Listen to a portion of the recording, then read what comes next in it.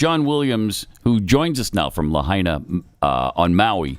I'm guessing you listen to the podcast, John, rather than listen live, because what is it, 2:30 in the morning there? Yeah, it's a little early. A little early, yeah. I do catch it sometimes live, but most of the time it's definitely wherever I find my podcast. All right. Listen, I hope everything turned out for you and yours. Hope things are okay. You have a place to live still. Tell us about what happened. So I'm very fortunate. My condo is in the burn zone. There were 4 buildings in my complex that burnt down. One of them less than 50 feet from my building. But mine was spared, so I'm super fortunate. Wow. Now there's no power, no water. Still? There's so much. Where I live, there's not. Wow. The rest of the west side really should be open. I disagree with the governor and the mayor talking about staying away from the west side. Mm-hmm. But, so I can't live in mine. I'm living in a friend's vacation rental condo for now.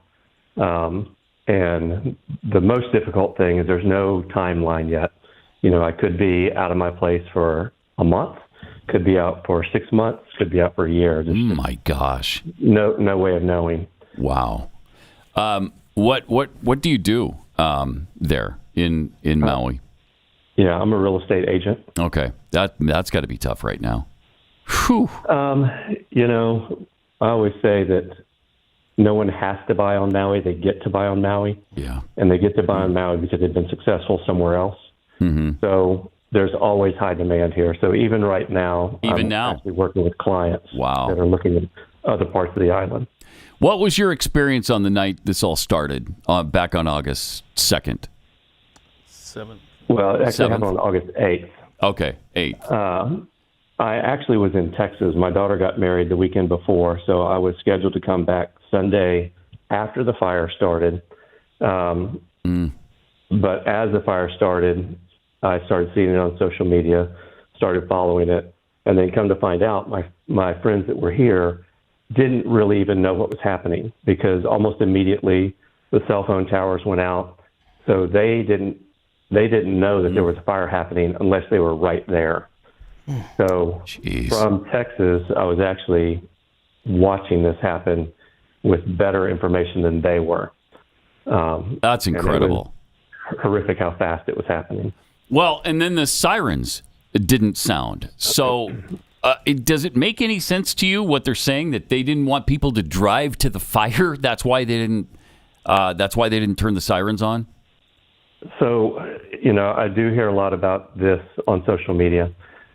They are called the tsunami warning system. Literally every month they come on the first day of the month. I think it's at 11 o'clock or 11:45, and a big siren comes on, and you go, okay, there's the tsunami alarm. Okay. So honestly, if I was here and I heard that, I would be thinking tsunami first. Now, we had a spark up happen a couple of days ago in Kanapali, which is about 3 or 4 miles north of Lahaina, and a fire started there and was starting to burn behind some neighborhoods. And the sirens did go off. But now I think everybody would think of it as an all-around emergency signal and not just a tsunami signal. So you agree with their decision not to use the sirens because that would have freaked people out and they would have done the wrong thing? I don't know. I know if I heard it, where I live is maybe 10, 12 feet above sea level. Mm-hmm. I would have gone uphill for sure. Yeah. If I heard that. So in a sense, I guess, there is some validity to that in a sense. What about water being unavailable to fight the fires? What do you make of that? So Maui has all kinds of problems that date back to decades and decades ago, and one of them is water rights. So when developers develop areas, they ask the state or the county for rights to water access. So there was a neighborhood that got water access, and, so water is diverted to this other area purposely for those developments. Okay. So now why they didn't just override that and flood the water toward Lahaina, there's no excuse for that, in my opinion.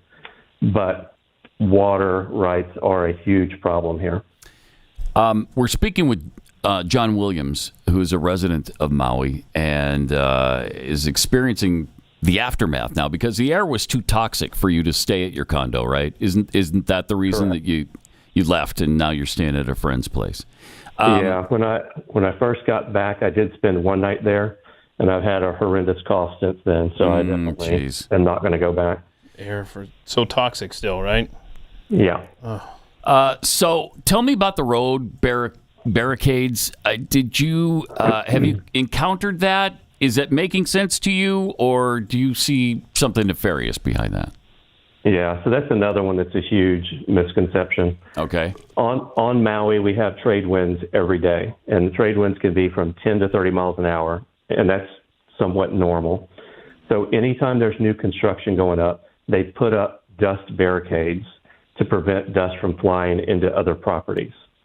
So it makes sense to me that they would do the same thing here and surround the areas with all the ash to at least try to minimize it. I mean, you're not going to be able to stop all the ash, but it's normal. Now, driving down the road, when you see both sides have this black tarp up, it is disconcerting for sure. And, you know, when you drive through the area and everything is gone, I mean, like everything, you feel like you're in a dystopian movie from the future. Yeah. You know, and especially like to get to my condo, I had to go through a National Guard checkpoint. And they're all friendly. Everybody's cool. But to think I'm an American, I have to go through a checkpoint to get to my house. Yeah. It feels like a movie. You know, it's a little unnerving. John, I have a quick question for you here. How close, when the fires were burning, how close were you to them? I know you were in Texas when it started, so maybe it was. I just trying to figure out how were you back, and there were still fires happening, or had they already ceased by then? So even now, I don't think they've said it's 100% contained. Okay. You know, it's like 95% contained. So there's still potential hot ember things that can kind of spark up. My building, like I said, was literally less than 50 feet from another building that was completely destroyed. Unbelievable. I know. I've been listening the last few days, especially knowing I was getting ready to talk to you all about this, and you talked about fireballs. Yeah, that's what I was asking you about. Yep. Mm-hmm. Yeah. So there was one of my neighbors at my complex that had to run out of there, and they witnessed a huge fireball. They said it was like 10 to 15 foot in diameter, come floating over the buildings into the middle of our complex and land on top of one of the buildings, and that caught the building on fire. Oh, wow. And the neighborhood I live in is relatively new construction. It all has that hardy plank siding and new asphalt roofs. So in general, we think that new construction prevented most of our buildings from burning. But these ones that were affected were hit by one of those big fireballs that you've heard about. What about the other things we're hearing about? The lasers, the colored blue things that didn't burn. Is there any validity to any of that, do you think?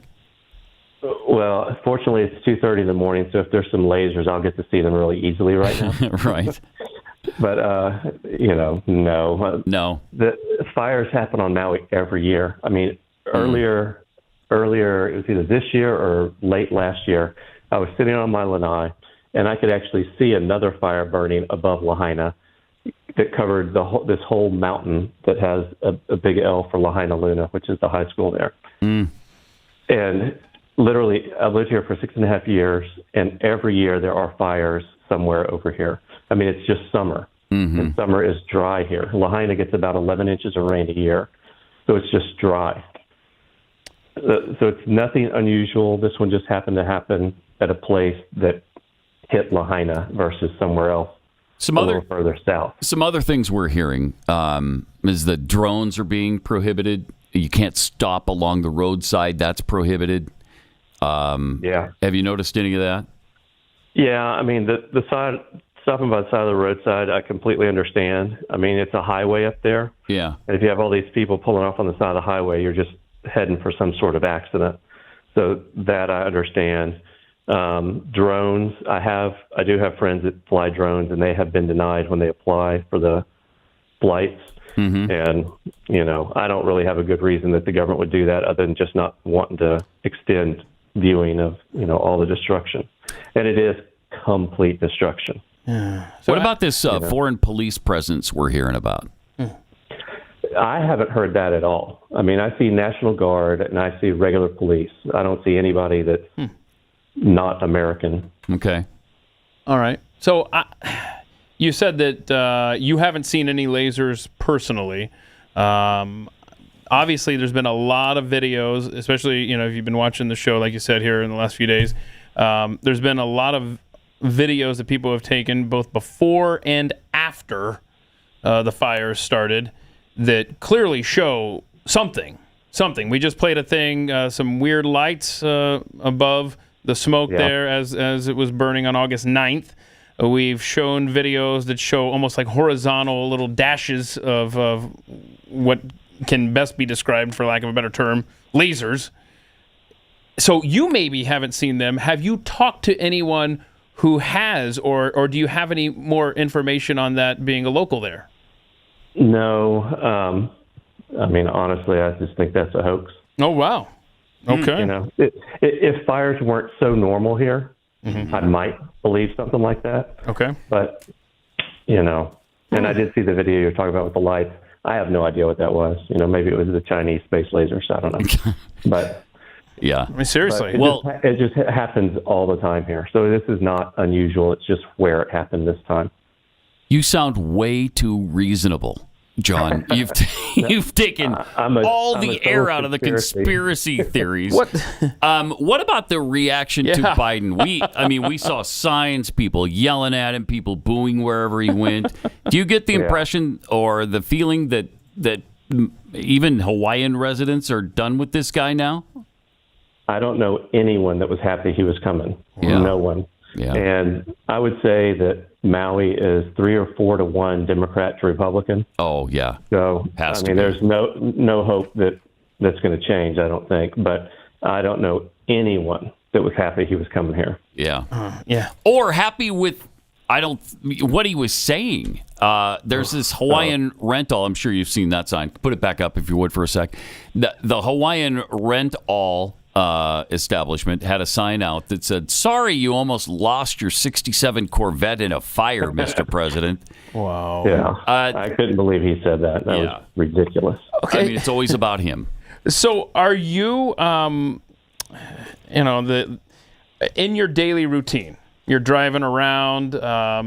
Have you seen with your own eyes? And I know Pat kind of addressed this earlier in the conversation, but I just want to make sure. Because we're getting tons of pictures that show charred remains, 100%, and then blue umbrellas. Charred remains, and then, oh, look, I found all these blue T-shirts. Mm-hmm. Charred remains and blue fill in the blank. Have you experienced any of that? I've seen those pictures. I have not seen them in person. Okay. They do have pretty much all the burn area blocked off. Right, and one of the things about me having access to my condo through the National Guard checkpoint is that I don't go anywhere else. If I go anywhere else, I can lose the rights to go to my condo. Wow. So I'm not willing to risk that. Yeah. But I have seen those. That's the freakiest thing I've ever seen. I don't get it. But yeah, very weird. But you haven't seen any evidence of that in person? No. Okay. Wow. Okay. What about the story? We've heard from many people that during the fires, when it was at its peak and people were fleeing from them, there were barricades and they were trying to keep people from leaving and headed to safety. And the only people who survived these areas went around the barricades. Have you heard that as well, or is that being exaggerated too? Well, no, it's true, but there were power lines down across tons of roads here. Okay. So if you're a police officer and you see power lines across the road, are you going to let a car drive on it? Probably not. So, the firemen on Maui, the police on Maui, everybody that lives here either lost their houses or knows people that lost their houses, has relatives that lost their houses, and relatives that died. I have multiple friends that are gone, like they died. I have multiple friends who lost all their, like literally everything. I have one couple friend that literally ran from their condo about 3 or 4 miles to escape the fire. And they said that as they were running, the flames were not going up because of the wind. The flames were going across the road. So they were literally like froggering it through flames. And, they got not horrible burns, but they got burns from having to run through the fires. And I mean, literally left with nothing but the clothes they had on. So okay, you told us that this is something that Hawaii experiences on a yearly basis, right? Yeah. So have they just always been in unpopulated areas? Is that why we've dodged bullets of incompetence from government officials, or we've never seen anything like this as Americans? And so I'm just wondering, where have the fires been in relation to Lahaina in the past? Yeah. So in the decades past, there was tons of agriculture on the west side and in central Maui. So those areas were tended by farmers and crops and stuff. So they were well irrigated. They didn't have easy to burn grass and things like that. As Maui has grown and become more of a tourist destination, it wasn't as feasible to keep all that agriculture. So that agriculture has left, and it's been replaced by untended grassy areas. In the last decade or two, the fires have just happened to happen in areas that were not populated. And that's not to say that there haven't been a few houses lost in the past, but there's never been one that really hit right in an area that's super populated. And Lahaina, Front Street is a very tourist area, had tons of businesses, restaurants, stores. Cruise ships would dock offshore and come in, and so it was super, super touristy. But one block off Front Street was all residential. And it goes up the mountain, and these are multi-generational homes where, there's grandma, grandpa, husband, wife, maybe a brother, sister, and then all their kids. And so you have 10, 12 people in a house, and those houses were built in the 40s, 50s, 60s.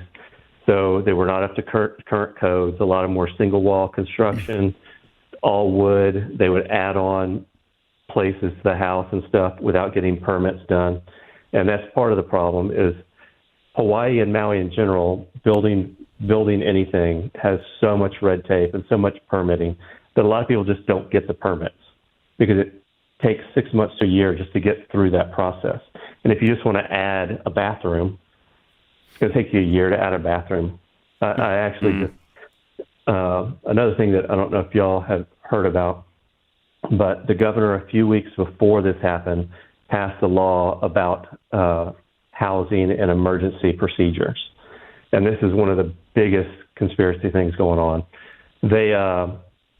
He passed a law to help affordable housing be built faster. There's so much red tape and everything, so many groups. Like in Lahaina, there's a special management area that has certain rules. There's a historical district that has certain rules. So if you want to do anything in those areas, you've got to get it signed off by so many different people that it just takes so much time. I saw a statistic that it's like $233,000 per affordable house in additional costs just to keep up with rules and regulations. Wow. Just the red tape. That's incredible. So that's not the building cost. That's just the regulation cost. So he passed this law to basically bypass that, and that's one of the things that the governor ran on was to build affordable housing quickly because we're something like 40 or 50,000 houses short for the state of Hawaii. So he gets this passed, this hits, and then everybody says, "Oh, look, he's doing this just to confiscate land," and literally it's to help build houses. Very interesting, huh? Yeah, it is. Yeah. Kind of another weird twist, but it seems as though you think this is more normal than people on the mainland do, right? Oh, for sure. Yeah. I mean, it's horrible. Yes, it is absolutely horrible. Right. But there's reasonable explanations for why these things are happening. Yeah. So Jeff Bezos and Oprah Winfrey are not buying up all these houses and stuff, you being a real estate guy? If they are, they need to call me.